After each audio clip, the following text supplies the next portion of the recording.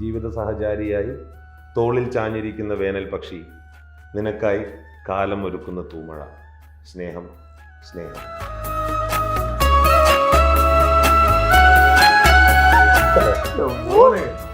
ഇപ്പൊ മനസ്സിലായി എങ്ങനെ വീട്ടിയത്. എങ്ങനെയാണ് നമ്മൾ പരിചയം? എങ്ങനെയാണ്?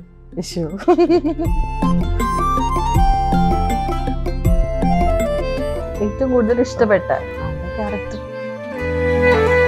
അന്ന് കോണ്ടാക്ട് ഒക്കെ മേടിച്ച് മെസ്സഞ്ചറിൽ. ഓ, അപ്പൊ തപ്പിയെടുത്തായത് ആരാ? തപ്പിയെടുത്താതെ എന്താണ് അവസാനമായിട്ടൊരു അടി ഉണ്ടായിട്ടുള്ളത്? ഇപ്പൊ വരുമ്പോ അവളുടെ അമ്മ അങ്ങനെ തന്നെ. അമ്മ ഇപ്പൊ അമ്മ എന്താ പറഞ്ഞാൽ ഞങ്ങൾ അടി കണ്ടു കഴിഞ്ഞാൽ അമ്മ ഓടും. നമ്മളായിട്ടുള്ള രസകരമായിട്ടുള്ള ഫൈറ്റുകൾ തന്നെയാണ്. ഇതിന് മലയാളം എഴുതണ്ടേ? എനിക്കറിയില്ല. ഇംഗ്ലീഷിലായ കുഴപ്പമുണ്ടോ? എന്ത് ലവ് ലെറ്ററിനാ? ഈ താലൂക്ക് ഓഫീസിന്റെ പേര് ഫിനാൻഷ്യലി അത്രയും വലിയ ക്രൈസിസ് നിൽക്കുന്ന സമയത്ത് ഞാൻ അവളോട് പറഞ്ഞു, പറ്റുന്നില്ല, നമുക്കിത് വിട്ടാലോ. പറ്റുന്നില്ല, ഞാൻ എന്തെങ്കിലും എനിക്ക് അവസരങ്ങളൊന്നും ഇതിനെതിരെ അത്ര നിങ്ങൾ പറ്റില്ല. ഇതിന് ആദ്യം എനിക്ക് ചോദിക്കുക. അങ്ങനത്തെ ഒരാളാണ് എനിക്ക് വാക്ക് തന്ന് എന്നെ ഇങ്ങനെ പറഞ്ഞ് മോട്ടിവേറ്റ് ചെയ്യുന്ന ഒരാൾ എന്നൊക്കെ പറഞ്ഞിട്ട് ഇവള് ഭയങ്കര വീണ്ടും ഇതാക്കി. അടുത്ത ദിവസം വന്ന കോളാണ് സ്റ്റേറ്റ് അവാർഡ് വന്നത്.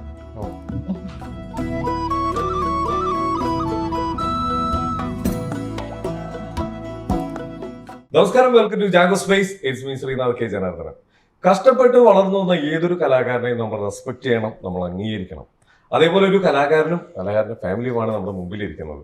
ഒരു ആങ്കറായി തന്റെ കരിയർ ആരംഭിച്ചിട്ട് തന്റെ കലാരംഗത്തേക്കുള്ള യാത്രയിൽ പലരും താങ്കളെ പിന്തിരിപ്പിക്കാൻ ശ്രമിച്ചെങ്കിലും എന്റെ ജീവിത ലക്ഷ്യം കലയാണെന്ന് മനസ്സിൽ ഉറപ്പിച്ച് മുമ്പോട്ട് പോയ ആ ചെറുപ്പക്കാരനെ ഇന്ന് മലയാളികൾ ഏറ്റെടുത്തിരിക്കുകയാണ്. ബിഗ് ബോസിലൂടെയും നമ്മൾ കാണുന്ന സീതാ കല്യാണം സീരിയലിലൂടെയും നമ്മൾ ഇഷ്ടപ്പെട്ട ഒരുപാട് സിനിമയിലെ നല്ല നല്ല കഥാപാത്രങ്ങൾ ചെയ്ത് നമ്മൾ മുമ്പിലെത്തിയിരിക്കുന്ന അനൂപ് കൃഷ്ണൻ, നമസ്കാരം. അദ്ദേഹത്തിന്റെ പ്രിയതമ ഐശ്വര്യ, നമസ്കാരം. ഇല്ല, ഞാൻ പറയും, എന്തായാലും ഞാൻ പറയും. മറ്റേ ഇതെന്നെ ഉദ്ദേശിച്ചാണ്, എന്നെ തന്നെ ഉദ്ദേശിച്ചാണ്, എന്നെ മാത്രം ഉദ്ദേശിച്ചാണ്. ഓഡിഷൻ എന്തായാലും വളരെ സന്തോഷം. കുറെ വർഷങ്ങൾക്ക് ശേഷമല്ലേ പാസിംഗ് ഷോട്ടില് ഹായ് ബൈ മൂടുണ്ടോ? അപ്പൊ എന്തായാലും നമ്മൾ ഫസ്റ്റ് ഓഡിഷൻ മൊയ്തീന്റെ കോഴിക്കോട് മഹാറാണിയില് ട്രെയിനൊക്കെ പോയിട്ട് ഇറങ്ങി. എന്തായാലും ഓക്കെ, വളരെ സന്തോഷം. പൊറോട്ട ഓംലെറ്റ് സ്റ്റോറി അറിയില്ലേ? പൊറോട്ട ഓംലെറ്റ് സ്റ്റോറി പറഞ്ഞാൽ എന്താ അറിയോ? പൊറോട്ടയ്ക്ക് 12 രൂപ, ഓംലെറ്റിന് 15 രൂപ, 2 മണി ചേർത്ത് 27 രൂപ. 27 രൂപയ്ക്ക് നമ്മൾ രാവിലെ ഭക്ഷണം കഴിക്കണ്ട, ഉച്ചയ്ക്ക് ശേഷം ഭക്ഷണം കഴിക്കണ്ട, ഒരു 11:30-12 മണിയാകുമ്പോൾ കഴിച്ചാൽ വൈകുന്നേരം വരെ ഈ സാധനം വന്നോളൂ. 27 രൂപയ്ക്ക് ഒരു ദിവസം ഫുഡ് കഴിഞ്ഞു. ഓഡീഷൻ പോണവരെയും പാവപ്പെട്ടവരെയും ഷവർമ്മ എങ്ങനെയും പറയാം. ഇതൊക്കെ കഴിച്ചതാണ്, കഷ്ടപ്പെട്ടിട്ടാണ് ഈ മഹാൻ ഇവിടെ എത്തിയിരിക്കുന്നത്. അപ്പൊ എന്തായാലും വളരെ സന്തോഷം. നമ്മുടെ വാലന്റൈൻസ് ഡേ സ്പെഷ്യൽ ആയിട്ട് നമ്മളൊരു ഷോ വെക്കുമ്പോൾ ആരെ കൊണ്ടുവരുന്ന ഇങ്ങനെ ആലോചിച്ചിരിക്കുമ്പോഴാണ് നമ്മുടെ പെട്ടെന്ന് ആലോചിച്ച് അനൂപ് കൃഷ്ണൻ അടിപൊളിയായിരിക്കും. എന്തായാലും രണ്ടുപേരും തന്നെ ഞങ്ങൾ എങ്ങനെ പോകുന്നു? ഇപ്പൊ കല്യാണം കഴിഞ്ഞപ്പോ 3ാമത്തെ വർഷം കഴിഞ്ഞായിരുന്നു ആനിവേഴ്സറി ഒക്കെ. എന്തായാലും ആനിവേഴ്സറി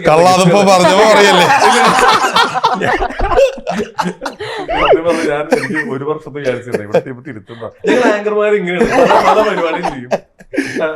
ഇതേ പണി ചെയ്യുന്ന എന്നോടോ പാല. ഇപ്പൊ ശരിയാക്കി തരാം.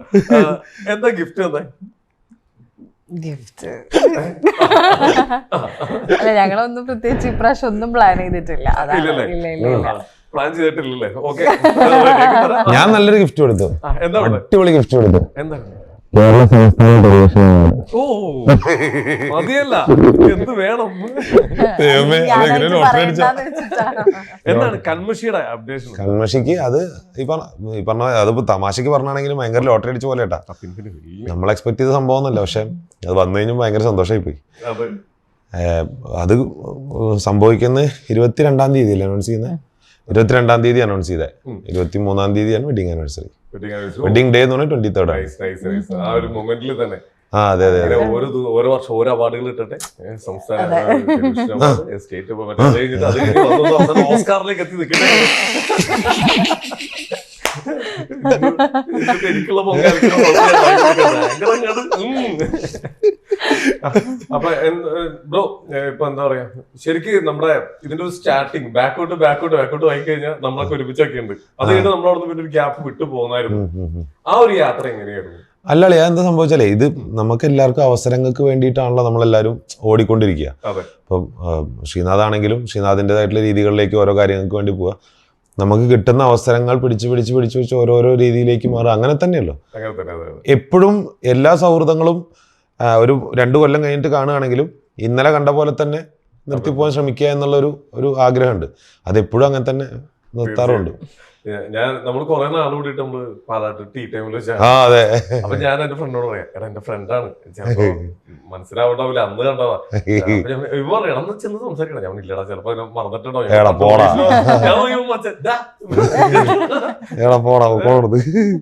നമ്മള് എന്താ പറയാ കുറെ കാലം കഴിയുമ്പോ വലിയ വലിയ മഹാന്മാരെ കുറിച്ച് നമ്മൾ ഇങ്ങനെ കഥയൊക്കെ ഉണ്ടാക്കില്ലേ.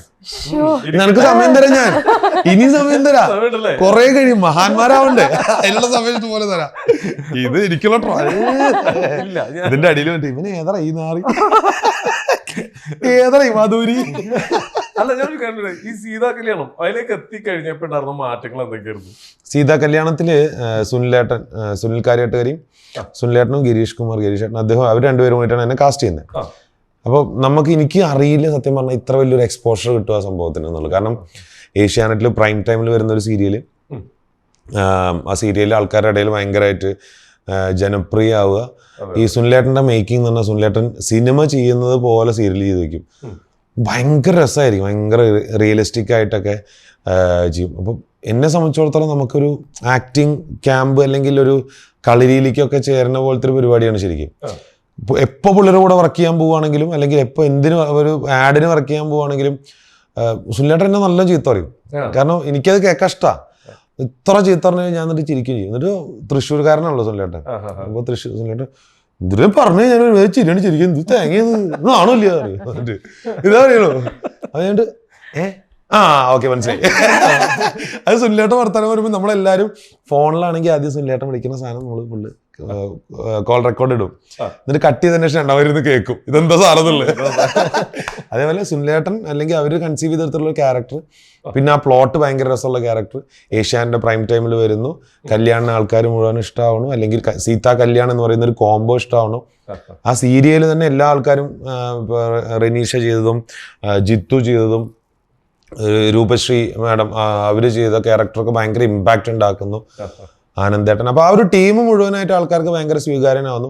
എന്നെ സംബന്ധിച്ചിടത്തോളം ഞാൻ ഇതിനു മുമ്പ് അങ്ങനെ ഒരു സീരിയൽ ചെയ്യാത്തതുകൊണ്ടും 6-7 സിനിമകൾ അഭിനയിച്ചിട്ടുണ്ടെങ്കിൽ പോലും എൻ്റെ മുഖം ആൾക്കാർക്ക് മനസ്സിലാവുന്നത് ഈ പറഞ്ഞ പോലെ സീതാ കല്യാണത്തിലാണ്. അപ്പം എനിക്ക് അറിയില്ലായിരുന്നു ഇതിൻ്റെ എന്തായിരുന്നു പരിപാടി എന്നുള്ളത്, അല്ലെങ്കിൽ എന്താണ് ആൾക്കാർ പക്ഷെ അത് പിന്നെ പെട്ടെന്ന് തിരിച്ചറിയപ്പെടാൻ തുടങ്ങി, പ്രോഗ്രാമുകളിൽ വരാൻ തുടങ്ങി, ആൾക്കാർ വലിയ വലിയ കൂട്ടങ്ങളുടെ ഇടയിൽ ഗസ്റ്റായിട്ടും അല്ലെങ്കിൽ ഒക്കെ വരാൻ. അപ്പോൾ ഒരു ഭയങ്കര സന്തോഷമായിരുന്നു. ഓക്കെ നമ്മൾ ഗെറ്റിംഗ് റിയലൈസ്ഡ് എന്ന് പറയുന്ന ഒരു പരിപാടി. അതാണ് സീരിയൽ കാണാറുണ്ടായിരുന്നു? കാണാറില്ല. എങ്ങനെയാണ് നിങ്ങൾ നമ്മൾ പരിചയം? എങ്ങനെയാണ്?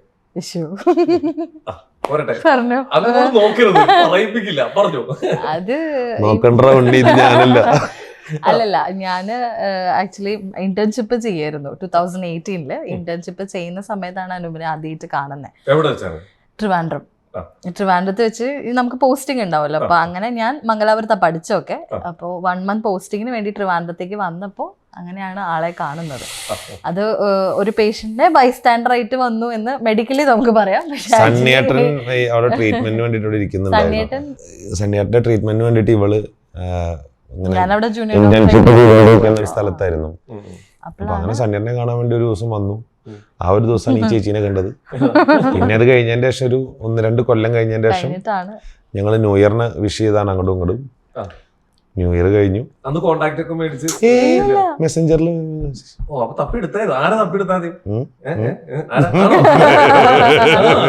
ഞാൻ അങ്ങോട്ട് അതിന് വേണ്ടി തപ്പിയെടുത്തതൊന്നുമല്ല. അല്ല, അങ്ങനെ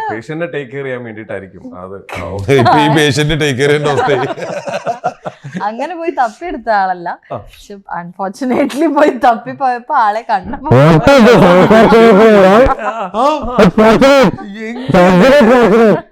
ഫോർച്ചുനേറ്റ് അല്ലേ? ഈ ആൾക്കാരെ കാണുന്ന ഡോക്ടറാണ് കറക്റ്റ് Actually, ആയിട്ട് അൺഫോർച്ചുനേറ്റ്ലി അല്ല, എല്ലാ വർഷവും ഞാൻ ഈവൻ ലാലേട്ടനായാലും മമ്മൂക്കായാലും ഹാപ്പി ന്യൂ ഇയർ അയക്കാറുണ്ട്.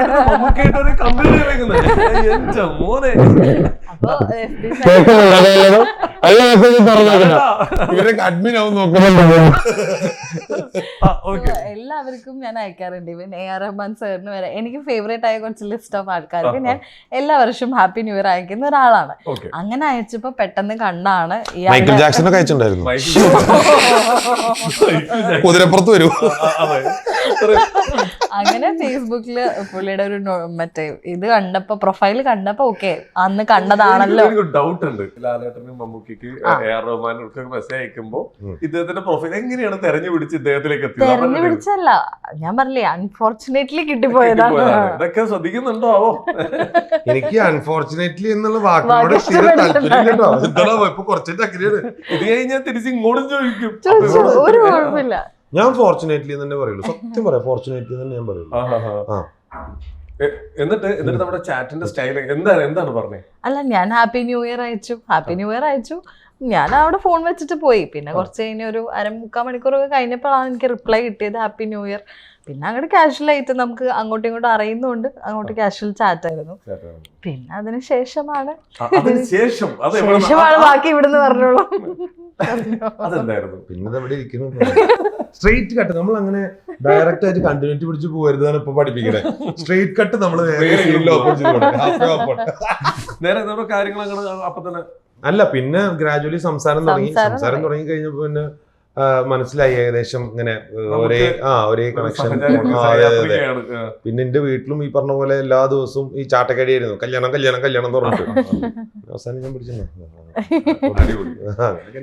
നമുക്ക് കുറച്ച് സെഗ്മെന്റ്സ് ഇങ്ങനെ പ്ലാൻ ചെയ്തിട്ടുണ്ട്.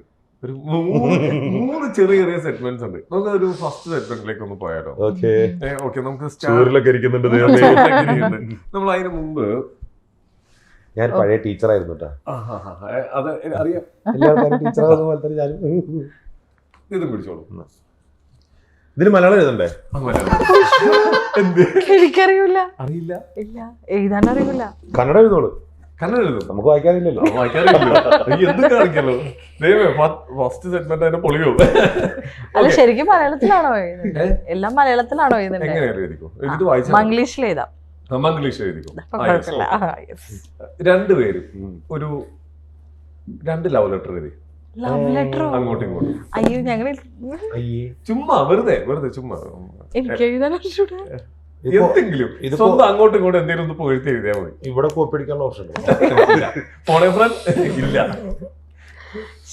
ആരെങ്കിലും ഈ ടൈമിൽ ആരെങ്കിലും വിളിച്ചിട്ട് ഇതിലൊരു ഹെൽപ്പ് ചോദിക്കണമെങ്കിൽ ആരെയായിരിക്കും വിളിക്കാൻ സാധ്യത? ഉറപ്പ് പ്രവീൺ. അല്ലാണ്ട് ഇതിന് കഴിവടിച്ച് ഒരേ ഒരു തലാവൻ മാത്രമാണ്. പിന്നെ പ്രവീൺ എത്ര ലെറ്റർ എവിടേക്കൊക്കെ കൊടുത്തിട്ടുണ്ട്, കൊടുക്കാൻ വേണ്ടി എഴുതി വെച്ചിട്ടുണ്ട്, കൊടുത്തിട്ടില്ല. ഇത് കൊടുക്കാൻ വേണ്ടി ചെല്ലും, മുട്ടടിക്കും, തിരിച്ചു വരും. പാവം, ഇതൊക്കെ കാണുമ്പോ എന്തായിരിക്കും അവസ്ഥ? ഓക്കെ, സ്റ്റാർട്ട് ചെയ്യാം. ഇംഗ്ലീഷിലായ കുഴപ്പമുണ്ടാവും. എന്ത് ലവ് ലെറ്ററിനാ? അല്ല, എനിക്ക് എഴുതാൻ അറിഞ്ഞൂടാ. ഈ താലൂക്ക് ഓഫീസിന്റെ പേര് സാഹിത്യൊന്നുമില്ല എനിക്ക്. അങ്ങനെ ഞാൻ ഭയങ്കര സ്ട്രൈറ്റ് ഫോർവേഡ്. ആദ്യം ഒരു ലെഫ്റ്റ് സൈഡില് സ്ഥലം, ഞാൻ അങ്ങനെ പോകും. പിന്നെ അവിടുന്ന് ഇന്ന പഞ്ചായത്തിൽ, ഇന്ന താലൂക്കിൽ, ഇന്ന വാർഡ് നമ്പറിൽ താമസിക്കുന്ന. ലിറ്ററലി ഞാൻ അങ്ങനെ പോവും. അതാ ഞാൻ ചോദിച്ചത്. ഏറ്റവും അവസാനം അങ്ങയുടെ മകളെയും കൂടെ 2 ചാക്ക് കാലിത്തീറ്റയും കൂടി കിട്ടുവാൻ അപേക്ഷിച്ചുള്ളൂ. സത്യമായിട്ട് എനിക്ക് പണി അറിയില്ല. ബ്രോ എന്റെ കാലിത്തീറ്റ ഒരു ഉഗ്ര ലവ് ലെറ്റർ എഴുതി. അത് ഓക്കെ, ഇല്ല ഞാൻ നോക്കില്ല. അവിടെ പിന്നെ കൊറേ സാഹിത്യം ഉണ്ട്, അതുകൊണ്ട് പിന്നെ കുഴപ്പമില്ല. എനിക്ക് അങ്ങനെ അറിഞ്ഞൂടാ. പാട്ട് പാടി തരാറുണ്ടോ? പാടാറൊക്കെ ഉണ്ട്, നല്ലപോലെ പാടാറൊക്കെ ഉണ്ട്. ഈ പാട്ട് കഴിയുമ്പോ അടി ഉണ്ടാവാറുണ്ടോ വീട്ടിൽ? ഇഷ്ടമല്ലേ?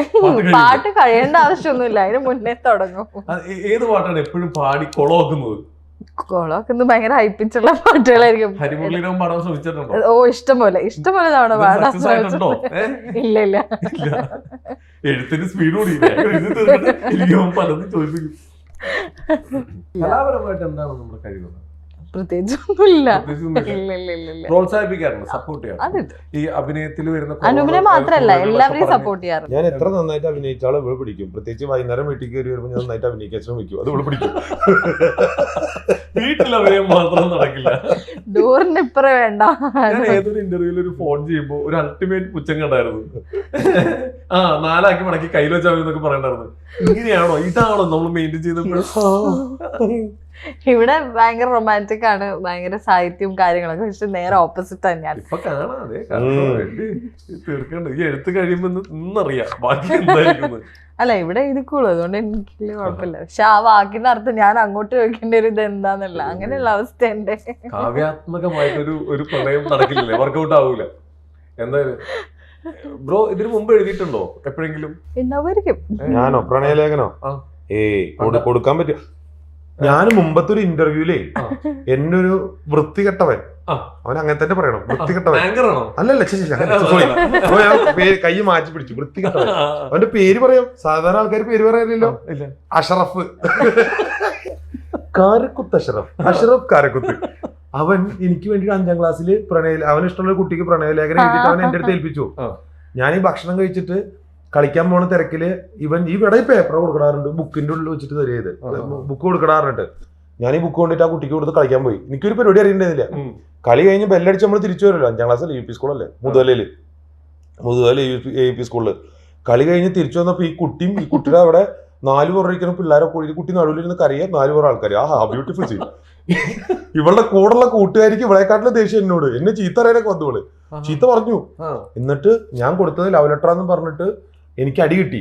ഈ അടി കിട്ടിയ കൂട്ടത്തിൽ എന്റെ ഒരു കസിൻ ചേച്ചി ഉണ്ട്. ചേച്ചി സ്കൂളിലെ ടീച്ചറാ, ബീന ചേച്ചി. ബീന ചേച്ചിയുടെ കിട്ടി.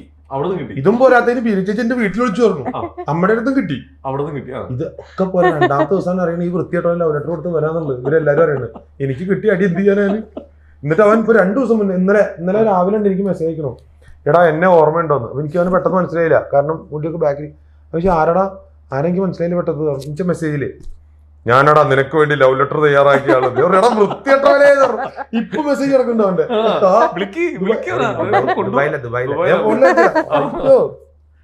ഇത്രയും നല്ല സ്നേഹസമ്പന്നരായ സുഹൃത്തുക്കള് ശ്രീനാഥേ. ഇതൊരു പ്രണയലേഖനം പോലെ ഒരു 4 വരികൾ പോലെ ഇങ്ങനെ എഴുതിയിട്ടുള്ളൂ കേട്ടോ. ഓക്കെ, ഇനി അത് വളരെ സ്റ്റൈലായിട്ട് നല്ല നരേഷൻ പോലെ ഒന്ന് വായിക്കും. അത് വായിച്ചാൽ ചിലപ്പോ, കാരണം ഇത് ഞാൻ എഴുതിയതല്ല, ഇത് ഞാൻ കടമെടുത്തിട്ടുള്ള സാധനമാണ്. ഇതൊരു സാഹിത്യപരമായിട്ട് അങ്ങനെയൊന്നും ചിന്തിക്കേണ്ട കേട്ടോ. എന്റെ ലിമിറ്റഡ് ആയിട്ടുള്ള അറിവുകൾ വെച്ച്, അല്ലെങ്കിൽ ഞാൻ ചിലപ്പോൾ വായിച്ചിട്ടുള്ള പുസ്തകങ്ങൾ എന്നെ ഇൻഫ്ലുവൻസ് ചെയ്ത രീതി എന്നുള്ള രീതിയിലുള്ള കുറെ ആന്റിസിപ്പേറ്ററി ബെയിലുകളൊക്കെ ഞാൻ ഇവിടെ സബ്മിറ്റ് ചെയ്തിട്ടുണ്ട്. ഇനി പ്രശ്നമില്ലല്ലോ. You know what is anticipatory bail? അതാണ്. ഹൃദയം കൊണ്ട് എഴുതുന്ന കവിത, പ്രണയാമൃതം അതിൻ ഭാഷ. ജീവിത സഹചാരിയായി തോളിൽ ചാഞ്ഞിരിക്കുന്ന വേനൽ പക്ഷി, നിനക്കായി കാലം ഒരുക്കുന്ന തൂമഴ. സ്നേഹം സ്നേഹം. ഇച്ചിരിയൊക്കെ മനസ്സിലായിട്ടോ, ഇച്ചിരിയൊക്കെ മനസ്സിലായി. ഇത് മനസ്സിലാക്കാൻ ഇത് അറിയണ്ട, ആ ഫീല് മതി. ആ പറഞ്ഞ ഇപ്പൊ മനസ്സിലായി എങ്ങനെ വീഴ്ത്തിയത്.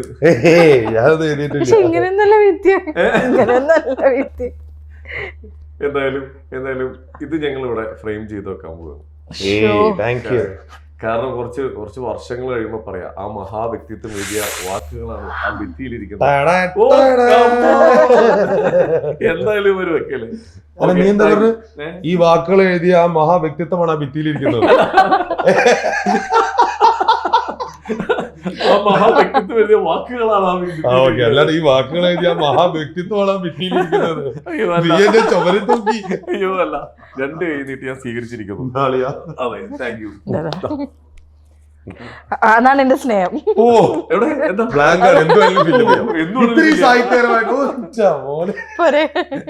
എന്തും വിശാലമായി കിടക്കുകയാണ്. അപ്പൊ എന്തായാലും അടിപൊളി. ഇപ്പൊ ബ്രോ ഇത്ര നന്നായിട്ട് അത് പ്രസന്റ് ചെയ്തില്ലേ, ഇനി അവിടെ നിന്ന് എന്താണ് പറയിപ്പിക്കാൻ പറ്റുക? വർക്കൗട്ട് ആവുന്നത് എന്താണ്? ഇവള് മാക്സിമം ഒന്ന് ചിരിക്കും, അല്ലെങ്കിൽ ഉമ്മ വരും, അത്രയൊക്കെ തന്നെ ഉള്ളൂ. അതൊരു കുഞ്ഞു മുമ്പോട്ടേക്ക് ലിപ്സ്റ്റിക് തുടച്ചിട്ട് ഒരു കുഞ്ഞൊരു മുമ്പോട്ടേക്ക് വേണോ? വേണോ? രാവിലെ എന്തായാലും കിട്ടിയില്ല. ഇടക്കിടക്ക് ഇന്റർവ്യൂ വേണ്ടിയിരുന്നു. അത് ഇന്റർവ്യൂ വേണ്ടി വന്നു ഒരു ഉപഘട്ട. അങ്ങനെ തന്നെ പറയണം കേട്ടോ. ബാക്കി ഭീഷണി എങ്ങനെ വീഴുള്ളൂ. ഏറ്റവും കൂടുതൽ ഇപ്പൊ അനൂപിൽ ഇഷ്ടപ്പെട്ടത് എന്താണ്? ഏറ്റവും കൂടുതൽ ഇഷ്ടപ്പെട്ട ആളുടെ ക്യാരക്ടർ.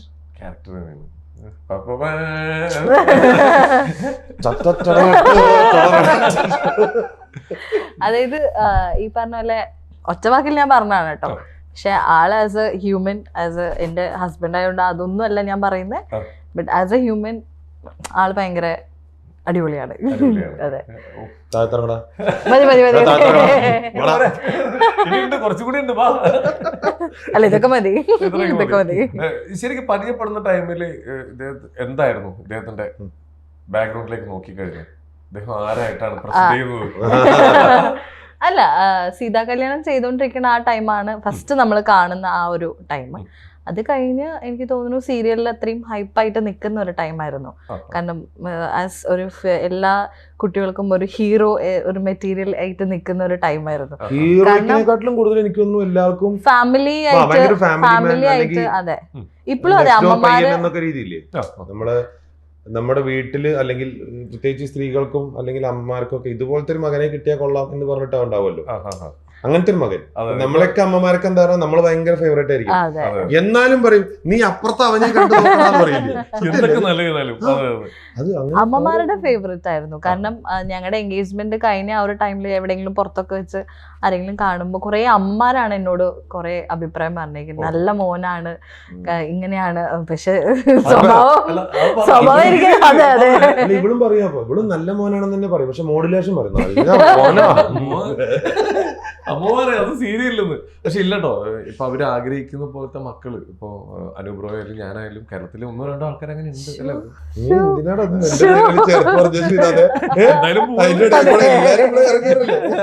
എന്തായാലും കൂട്ടത്തോടെ പോട്ടെ, ഒരു വഴിക്ക് പോകല്ലേ റോക്കറ്റില്. ഇനി അതുപോലെ ബ്രോ, എന്തായിരുന്നു അവിടുത്തെ ഒന്ന് കണക്ട് ആവാൻ, ലോക്ക് ആവാനുള്ളൊരു സാഹചര്യം ഉണ്ടാക്കിയ മൊമെന്റ് എന്താണ്? ഈ കുറെ ആൾക്കാരെ പേഴ്സണലി മെസ്സേജ് ചാറ്റൊക്കെ ഉണ്ടായിരുന്നു ആ സമയത്ത്. അതായത് ചില ആൾക്കാരൊക്കെ കൈൻഡ് ഓഫ് ഫ്ലേർട്ടിങ് പോലെയുള്ള കുറെ മെസ്സേജുകളൊക്കെ നമ്മൾ അങ്ങോട്ടും ഇങ്ങോട്ടും ഒക്കെ രീതിയിൽ. പക്ഷെ അതൊന്നൊക്കെ ഡിഫറെന്റ് ആയിട്ടാണ്. ഞാനും ഫ്ലേർട്ട് ചെയ്തിട്ടുണ്ടാവാം, അല്ല ഉണ്ട് എന്ന് തന്നെ പറയാം. ദൈവം ഉണ്ടാവാന്നൊക്കെ പറയേണ്ട ഞാനും ഉണ്ടാവും. എൻ്റെ അടുത്തും ഫ്ലേർട്ടിങ് മെസ്സേജസ് വന്നിട്ടുണ്ട്. അല്ലെങ്കിൽ ആ രീതിയിലുള്ള ഫ്ലേർട്ടിങ് എന്ന് പറഞ്ഞാൽ ഒരിക്കലും ഞാനൊരു നെഗറ്റീവ് മോശമായിട്ട് രീതിയിലല്ല പറയണേ, ഇന്റർപ്രറ്റ് ചെയ്യണേ. പക്ഷെ ഇവളായിട്ട് സംസാരിക്കുമ്പോഴൊക്കെ അതൊന്നൊക്കെ മാറിയിട്ട് നമ്മളുടെ വീട്ടിലത്തെ ഒരാള് അല്ലെങ്കിൽ നമ്മുടെ വീട്ടിലേക്ക് വരാൻ തക്ക ഉള്ള ഒരാള് എന്നുള്ള രീതിയിലുള്ളൊരു സംസാരമായിരുന്നു. ഞാനൊരു സീരിയൽ ചെയ്യുന്ന ഒരാളാണ് എന്നുള്ള രീതിയിലുള്ള യാതൊരു ആൻസൈറ്റിയോ അങ്ങനത്തെ ഒന്നും ഇല്ലാത്തൊരു സംസാരമൊക്കെ ഉണ്ടായിരുന്നു. നമ്മുടെ ഒരു പേഴ്സണൽ ആയിട്ടൊരു ആള് പോലെ, ഒരു തീരെ പരിചയമില്ലാത്ത ഒരാൾ നമ്മുടെ പേഴ്സണൽ ആയിട്ടൊരു ആൾ പോലെ സംസാരിക്കുമ്പോൾ ഉണ്ടാവുന്ന അടുപ്പം, പിന്നെ അത് സ്വാഭാവികമായിട്ട് നമുക്ക് പിന്നെ ഡിസൈഡ് ചെയ്യാനും പിന്നെ വേറൊന്നും ടച്ച് വുഡ് ഇതുവരെയും ടച്ച് വുഡ് എവിടെ അപ്പൊ ഇതുവരെ വേറെ പ്രശ്നങ്ങളൊന്നും ഉണ്ടാവില്ല. ഞങ്ങൾ തമ്മിലുള്ള ചെറിയ ചെറിയ അടികൾ എന്നുള്ളതല്ലാണ്ട് മിക്കവാറും വൈകുന്നേരം ആകുമ്പോഴേക്കും തീരാവുന്ന അടികൾ എന്നുള്ള രീതിയിലല്ലാതെ വേറെ ഇതുവരെ വേറെ പരിപാടികളൊന്നും ഉണ്ടായിട്ടില്ല. ശരി ബ്രോ, ഇപ്പൊ നമ്മളൊരു കരിയറൊക്കെ സെലക്ട് ചെയ്ത് മുമ്പോട്ട് പോകുമ്പോൾ ഇപ്പൊ നമ്മുടെ ജീവിതത്തിലേക്ക് ഒരാളും കൂടി വരുമ്പോൾ നമുക്കൊരു ചെറിയൊരു ടെൻഷൻ ഉണ്ടാവും. കാരണം ഞാൻ എങ്ങനെയാണ് മുമ്പോട്ട് പോയിക്കൊണ്ടിരിക്കുന്നത്, എപ്പോഴും ഞാൻ ഇനി എത്താനുണ്ട് ഒരുപാട്, ഒരാളും കൂടി എന്റെ കൂടെ വന്നതിൽ എനിക്ക് ചേർത്ത് പിടിക്കാം, ആ ഒരു ടെൻഷൻ ഉണ്ടായിരുന്നില്ലേ? അത് തുറന്നു പറഞ്ഞിരുന്നു. ഞാന് അന്നും ഇന്നും ഒക്കെ ഞാൻ വിശ്വസിക്കുന്ന ഒരു സംഭവമുണ്ട്. എനിക്കിപ്പോ ഞങ്ങൾ തമ്മിൽ തമാശ രൂപയാണ് എപ്പോഴും പറഞ്ഞിട്ടുള്ള സാധനം. ഇവളെന്നോട് ആദ്യം ചോദിച്ചു, ഞാൻ ഭയങ്കര എക്സ്പെൻസീവ് ആണ്. ആയിക്കോട്ടെ, എനിക്ക് നിങ്ങൾ കല്യാണം കഴിക്കുകയാണെങ്കിൽ 3 കാര്യങ്ങൾ തരണം. പക്ഷെ എന്തൊക്കെയാ വേണ്ടേ? 1 ഡയമണ്ട് നെക്ലസ് വേണം, വലിയ ബംഗ്ലാവ് വേണം, BMW കാർ വേണം. ആയിക്കോട്ടെ ഡീല് കൊടുക്കാം. പക്ഷെ ഞാനത് ഇന്ന ദിവസം കൊടുക്കാന്ന് പറഞ്ഞിട്ടില്ലല്ലോ, എഴുതിയപ്പോൾ ഞാൻ അപ്പൊ ഞാനത് ഈ പറഞ്ഞ പോലെ എന്റെ ഒരു ലൈഫ് ആക്ച്വലി ഇത് എല്ലാവരും അങ്ങോട്ട് പറയുമ്പോൾ പെട്ടെന്ന് ആരും ആക്സെപ്റ്റ് ചെയ്യൂല. ഞാൻ വിചാരിച്ചു ആക്സെപ്റ്റ് ചെയ്യുന്നുണ്ടാവില്ല, അപ്പൊ പിന്നെ തീരുമാനമാവുമല്ലോ. ഞങ്ങൾ തമാശ രൂപേണ പറഞ്ഞ കാര്യങ്ങൾ. എന്താ സംഭവം എന്ന് പറഞ്ഞു കഴിഞ്ഞാൽ, എന്നെ സംബന്ധിച്ചിടത്തോളം ഞാൻ എപ്പോഴും എൻ്റെ ലൈഫ് കൊണ്ട് എന്താണ് ഞാൻ, അല്ലെങ്കിൽ ഫ്രം ദ ബിഗിനിങ് ഓൺവേർഡ്സ്, ഇപ്പോൾ നമ്മൾ കാണുന്ന സമയം മുതൽ എന്താണ് ഞാൻ എന്നുള്ളത് എനിക്ക് പതുക്കെ സ്ലോ പ്രോസസ്സിൽ എനിക്ക് വർക്കൗട്ട് ചെയ്ത്, അപ്പോൾ ലൈഫ് കൊണ്ട് എനിക്കൊരു സംഭവം കൊടുക്കണം. അപ്പോൾ ഞാൻ എഴുതിയ സാധനം അതുകൊണ്ട് തന്നെയാണ്, അങ്ങനെ തന്നെയാണ് ഞാൻ എഴുതിയിരിക്കുന്നത്. ഒരു വേനൽ പക്ഷി പോലെ ഇരിക്കുന്ന നിനക്ക് വേണ്ടിയിട്ടുള്ളൊരു തൂമഴയാണ് എൻ്റെ സ്നേഹം എന്നുള്ളത്. അതങ്ങനെ എഴുതിയെന്തുകൊണ്ടാ പറഞ്ഞു കഴിഞ്ഞാൽ എനിക്ക് ലൈഫ് കൊണ്ട് ഒരു ലൈഫിലേക്ക് ഒരാളെ കൊണ്ടുവരുമ്പോൾ അവർക്ക് നമ്മളൊരു ദിവസം കൊണ്ടോ 2 ദിവസം കൊണ്ടോ 10 വർഷം കൊണ്ടോ കൊടുക്കേണ്ടതല്ല, ലൈഫ് കൊണ്ടാണ് പ്രൂവ് ചെയ്ത് കൊടുക്കേണ്ടത്. എൻ്റെ കരിയർ ഞാൻ അങ്ങനെ തന്നെ പ്ലാൻ ചെയ്യണം. എൻ്റെ എന്നാണോ എൻ്റെ ലൈഫ് അവസാനിക്കുന്നത്, ആ ലൈഫ് സ്പാൻ എന്ന് പറയുന്ന സാധനം അവസാനം അവിടെ എനിക്കൊരു സിഗ്നേച്ചർ ഇട്ട് വെക്കണം, എൻ്റെ ഒരു സിഗ്നേച്ചർ ഉണ്ടാവണം എന്നുള്ള ആഗ്രഹമാണ് എനിക്ക്. അതിനെ കുറയ്ക്കുന്നത് ശരിക്കും ഇപ്പൊ നമ്മൾ ഇപ്പൊ ഒരുമിച്ച് മുമ്പോട്ട് പോകുമ്പോൾ ഇപ്പോൾ അദ്ദേഹത്തിന്റെ പ്രൊഫഷൻ എന്ന് പറഞ്ഞു കഴിഞ്ഞാൽ യാത്രകളാണ്, കുറെ നാൾ മാറിയിരിക്കേണ്ടി വരും. അപ്പോ എങ്ങനെയാണ് അഡ്ജസ്റ്റ് ചെയ്യുന്നത്? അല്ല, എനിക്കത് വലിയ പ്രശ്നമായിട്ട് തോന്നിയിട്ടില്ല. ആക്ച്വലി ഞാൻ കല്യാണം കഴിക്കുന്നതിന് മുന്നേയും എൻ്റെ വീട്ടിലായാലും പറഞ്ഞിട്ടുണ്ടായിരുന്നു എനിക്ക് കൂടെ എപ്പോഴും 24/7 കൂടെ ഇരിക്കുന്ന ആള് വേണ്ടാന്ന് തന്നെയായിരുന്നു. അതിപ്പോ ഈ ഫീൽഡ് എന്നല്ല ഞാൻ പറഞ്ഞ, ഏത് ഫീൽഡാണെങ്കിലും എൻ്റെ കൂടെ ഫുൾ ടൈം വേണ്ട. ഇവക്കും അങ്ങനെ തന്നെ. ഇവക്ക് മറ്റേ പഞ്ചാബി ഹൗസിലെ എഫക്റ്റ് ആണ്. പൊട്ടലും പോയി മണ്ടലും പോയി ബോട്ട് കിട്ടുക ഇങ്ങനെ നമ്മൾ വിചാരിക്കും കരയാതല്ലേ വീട്ടിൽ നിന്ന് എവിടെ മിസ് ചെയ്യാറില്ലേ എന്നിട്ട്? ഓഫ് കോഴ്സ് അതിപ്പോ എന്തായാലും ഉണ്ടാവുമല്ലോ, ഒരു മിസ്സിങ് ഉണ്ടാവും. പക്ഷെ ഞാൻ ഒന്നാമത് ഇങ്ങനെ പുറമെ കാണിക്കാത്തൊരു പ്രകൃതാണ് എന്റെ. ഒന്നും എല്ലാം ഇവിടെ ഒതുക്കി വെക്കുന്ന ഒരാളാണ്. സത്യം. ഈ എന്നാണ് അവസാനമായിട്ടൊരു അടി ഉണ്ടായിട്ടുള്ളത്? ഇപ്പൊ വരുമ്പോ അങ്ങനെ നേരൊന്നും വേണ്ട. അത് കാരണം അറിയില്ല, അതാണ് ഇപ്പൊ വരുമ്പോ സത്യം അമ്മയിട്ട് സംസാരിച്ചോണ്ടിരിക്കുന്നത്. അപ്പൊ അമ്മ പറഞ്ഞു എന്നാ ശരി ഞാൻ വെക്കട്ടെ എന്ന് പറഞ്ഞ അമ്മ വേഗം ഞങ്ങളുടെ അടി ഉണ്ടാവും. ആദ്യമൊക്കെ നമ്മള് കല്യാണം കഴിഞ്ഞ സമയത്ത് ഞങ്ങൾ തമ്മിൽ വഴക്കുണ്ടാവുമ്പോ എന്റെ വീട്ടിൽ നിന്ന് അച്ഛനൊക്കെ ചിലപ്പോ മോളിക്ക് കയറി വരും. എന്താ അവിടെ പ്രശ്നം, ഭീകര പ്രശ്നങ്ങളുടെ ഇടപെടണമെന്ന് വിചാരിച്ചിട്ട് ലാസ്റ്റ് അവരെന്നെ ചമ്മിപ്പോ നിങ്ങളിതിലുണ്ടാവില്ല. അതിപ്പോ ഇവളുടെ അമ്മ അങ്ങനെ തന്നെ. ഇപ്പൊ അമ്മ എന്താ പറഞ്ഞാൽ ഞങ്ങൾ അടി കണ്ടു കഴിഞ്ഞാൽ അമ്മ ഓടും. കാരണം അമ്മ അല്ലെ അമ്മയ്ക്ക് കിട്ടുന്നുള്ള അടി മീൻസ് വഴക്കിന്റെ ഇടയ്ക്ക്. അപ്പം നമ്മളായിട്ടുള്ള രസകരമായിട്ടുള്ള ഫൈറ്റുകൾ തന്നെയുള്ളൂ. ഭയങ്കര പീക്കായിരിക്കും, എക്സ്ട്രീം ആയിരിക്കും. എനിക്ക് എന്ത് വന്നാലും ഇപ്പൊ ജയസൂര്യ മറ്റേ സിനിമ ഒന്നില്ലെങ്കിൽ ഒരു ഭ്രാന്തന്റെ ഭാര്യയായിട്ട് കൂടെ കൂടാ, അല്ലെങ്കിൽ അംബാനിയുടെ വെള്ളം അത് അതേപോലെ ആ ഒരു സ്റ്റേജിൽ കൂടി വന്ന ഒരാളാണ് ഇപ്പോ. കാരണം ആ ഒരു കല്യാണം കഴിക്കുന്ന ഒരു സ്റ്റേജിലും ഞാൻ എന്താണ് ഇനിയും കുറച്ച് യാത്ര ചെയ്യാനുണ്ട്. ഇപ്പൊ ഒരു 3 വർഷം കഴിഞ്ഞ് ഇപ്പൊ നിൽക്കുന്ന ഒരാളല്ല അന്ന്. അപ്പൊ ഇങ്ങനെ കുറെ ടെൻഷൻ ഉണ്ടായിരുന്നു. അപ്പൊ ആ ടൈമില് എന്തിനും കൂടെ നിൽക്കാൻ, ഏത് സിറ്റുവേഷൻ വന്നാലും ഫേസ് ചെയ്യാൻ പറ്റുന്ന ഒരാളാണെന്നുള്ളൊരു ബോധ്യം വന്നായിരുന്നില്ലേ? അളിയ ഞാനേ കുറച്ച് ഒരു 4-5 മാസങ്ങൾക്ക് മുമ്പ്, 5 അല്ലെങ്കിൽ 6 മാസം ഈ പണി സിനിമയൊക്കെ വരണതിന്റെ മുമ്പേ ആ പടമൊക്കെ കഴിഞ്ഞു. ചന്ദ്രൻ പോലീസ് എന്ന് പറഞ്ഞിട്ട് നായകനായിട്ടുള്ള ഒരു പടവും ചെയ്തു. അങ്ങനെയൊക്കെ ചെയ്ത് കഴിഞ്ഞിട്ട് വേറെ വർക്കില്ലാതെ ഈ മാസത്തവണകൾ അടയ്ക്കാൻ പറ്റാത്തൊരു ബുദ്ധിമുട്ട്, അങ്ങനത്തെ ഒക്കെ ഒരു ഭയങ്കര സിറ്റുവേഷനിൽ ഇങ്ങനെ ഇരിക്കുകയാണ് ഞാൻ. ഭയങ്കര പ്രശ്നങ്ങളിലിരിക്കുക, ഫിനാൻഷ്യലി പ്രശ്നം, വേറെ ഒരു പ്രശ്നമില്ല. സത്യം പറയാം, ഫിനാൻഷ്യലി അത്രയും വലിയ ക്രൈസിസിന് ഇരിക്കുന്ന സമയത്ത് ഞാൻ അവളോട് പറഞ്ഞു പറ്റണില്ല, നമുക്കിത് വിട്ടാലോ. കാരണം എന്നെ ഡിപ്പെൻഡ് ചെയ്തുകൊണ്ട് എൻ്റെ ഫാമിലി, ഞാൻ ഇവളടങ്ങുന്ന ഫാമിലി ചെറിയ ഫാമിലി അല്ലാണ്ട് വലിയ എൻ്റെ അച്ഛൻ, അമ്മ, അനിയൻ, അനിയത്തി, ഇവളുടെ പപ്പ, അമ്മ തുടങ്ങിയിട്ടുള്ള വലിയ എൻ്റെ ഒരു ഫാമിലി ഉണ്ട്. ഇവരെല്ലാവരും സാക്രിഫൈസ് ചെയ്യുന്നത് എനിക്ക് വേണ്ടിയിട്ടാണ്, എൻ്റെ കരിയറിന് വേണ്ടിയിട്ടാണ്.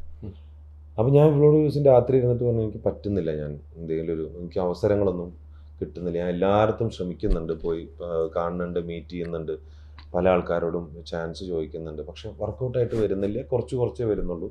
സ്റ്റിൽ വന്നു കഴിഞ്ഞാലും അതൊരു ഭീകര ഇമ്പാക്റ്റിലേക്ക് എത്തുന്ന രീതിയിലുള്ള വേഷങ്ങളൊന്നും എനിക്ക് കിട്ടുന്നില്ല. അപ്പോൾ അതിന് വേണ്ടിയിട്ട് ശ്രമിക്കുക. ഞാൻ ഇപ്പോഴും ശ്രമിച്ചുകൊണ്ടിരിക്കുന്നതാണ്. കാരണം എനിക്ക് അങ്ങനെ ഒരു സിനിമയിലൊരു വലിയൊരു വേഷമൊന്നും ഇതുവരെ കിട്ടിയിട്ടില്ല. എന്നെ കുറച്ച് ആൾക്കാർ ഇപ്പോഴെങ്കിലും കുറച്ച് മനസ്സിലാക്കുന്ന അല്ലെങ്കിൽ അറിയുന്നുണ്ടെങ്കിൽ അത് ബിഗ് ബോസും സ്റ്റാർട്ട് മ്യൂസിക്കും അല്ലെങ്കിൽ സീതാ കല്യാണമാണ്. അതിനുശേഷം ഈ സിനിമ ഓഡിയൻസിൻ്റെ ഇടയ്ക്ക് എൻ്റെ മുഖം പരിചയമാക്കിയത് പണി എന്ന് പറയുന്ന സിനിമയാണ്. ആ പടം ഹിറ്റായി, ആ പടം അടിപൊളി പടമാണ്. അപ്പോൾ അതിൽ എൻ്റെ ജോഷി എന്നുള്ള ക്യാരക്ടറും ആൾക്കാർക്ക് കുറച്ച് റെക്കഗ്നൈസ്ഡ് ആയി. ഈ ഒരു സിറ്റുവേഷൻ നമ്മൾ മനസ്സിലാക്കണല്ലോ. നമ്മൾ എത്രയായാലും നമ്മൾ ഈ സ്വപ്നജീവിയായിട്ട് ഇരുന്നിട്ട് കാര്യമില്ലല്ലോ. ഞങ്ങളോട് പറഞ്ഞു നമുക്കൊരു ജോലിക്ക് എന്തെങ്കിലും പോവാം, അല്ലെങ്കിൽ ഞാൻ അതിന് ശ്രമിച്ചുകൊണ്ടിരിക്കുകയായിരുന്നു. അപ്പോൾ പറഞ്ഞു പിന്നെന്തിനാ നിങ്ങൾ ഇതിന് ഇത്രയും കാലം നോക്കിയത്? 2009, 2010 മുതലൊക്കെ തുടങ്ങിയ പരിപാടിയാണ്. പിന്നെന്തിനാ എത്ര നിങ്ങൾ പറ്റില്ലേ, പിന്നെന്തിനാ ആദ്യം നിങ്ങൾക്ക് ജോലിക്ക് പോയാൽ പോരെ? ഞാൻ നല്ലൊരു ജോലിയിൽ ഉണ്ടായിരുന്ന ആളാണ്, ഞാൻ ഒരു ഹോസ്പിറ്റലിൻ്റെ ഒക്കെ ഇതിലും ഒക്കെ ഉണ്ടായിരുന്ന ഒരാളാണ്. അതൊന്നാ പോയാൽ പോരെ, പിന്നെന്തിനാ അങ്ങനത്തെ ഒരാളാണ് എനിക്ക് വാക്ക് തന്ന് എന്നെ ഇങ്ങനെ പറഞ്ഞ് മോട്ടിവേറ്റ് ചെയ്യുന്ന ഒരാൾ എന്നൊക്കെ പറഞ്ഞിട്ട് ഇവള് ഭയങ്കര വീണ്ടും ഇതാക്കി. അവിടുന്ന് വീണ്ടും വേറെ പ്രൊജക്റ്റും വേറെ വർക്ക്, പിന്നെ കുറച്ച് കഴിഞ്ഞാൽ വീണ്ടും വേറെ വർക്ക് വരും. അത് കഴിഞ്ഞ് ഇപ്പോൾ റീസെൻ്റ് ആയിട്ട് ഒട്ടും സഹിക്കാൻ പറ്റാത്ത വീണ്ടും ഒരു ക്രൈസിസിലേക്ക് പോയി, ഭയങ്കര ക്രൈസിസിലേക്ക് പോയി. ക്രൈസിസ് ഞാൻ രാത്രി ഞാൻ ഇരുന്നിട്ട് എൻ്റെ റെസ്യൂമൊക്കെ ടൈപ്പ് ചെയ്ത് ഞാൻ ഫോറിനിലേക്ക് ഒരു ജോലിക്ക് വേണ്ടിയിട്ട് എൻ്റെ ഒരു വളരെ പ്രിയപ്പെട്ട ഒരു ചേട്ടനുണ്ട്, ആ ചേട്ടനോടൊക്കെ പറഞ്ഞിട്ട് അയച്ച് കഴിഞ്ഞ് അതിൻ്റെ റിപ്ലൈ അവിടെ നിന്ന് വരുന്നതിൻ്റെ അടുത്ത ദിവസം വന്ന കോളാണ് സ്റ്റേറ്റ് അവാർഡ് വന്ന് പറഞ്ഞിട്ട്. ഇത് സന്തോഷമാണ് ശരിക്കും. ഈ കേരള ടെലിവിഷൻ അവാർഡ്, സംസ്ഥാന അവാർഡ് എന്ന് പറഞ്ഞിട്ടൊരു സാധനം സന്തോഷമാണ്. നമ്മൾ ചെയ്ത എഫേർട്ട്, നമ്മൾ ചെയ്ത പണിക്ക് നമുക്ക് കിട്ടുന്ന എന്തെങ്കിലും ഒരു മൂല്യം അല്ലേ. വേറെ എക്കണോമിക്കലായിട്ടുള്ള മൂല്യം നമുക്ക് വരുന്നില്ല, പക്ഷെ നമുക്കൊരു മൂല്യം, അത് വലിയൊരു മൂല്യം കിട്ടിയത്. അപ്പോൾ എന്നെ സംബന്ധിച്ചിടത്തോളം വീണ്ടും ഇത് തന്നെയാണ് വഴി. അപ്പം ഇതിന് ഈ സ്ട്രഗിളിങ് ഉണ്ട്.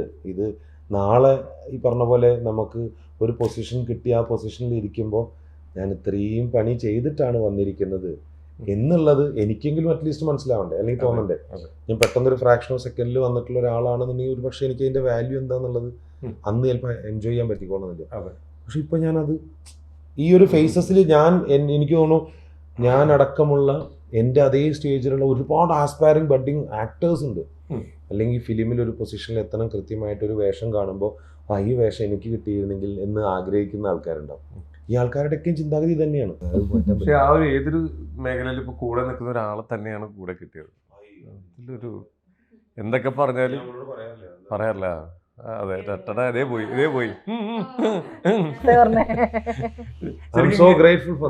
അതെ, തീർച്ചയായിട്ടും ഉറപ്പായിട്ടും കണ്ടു പഠിക്കട്ടെ എല്ലാവരും. കാണും.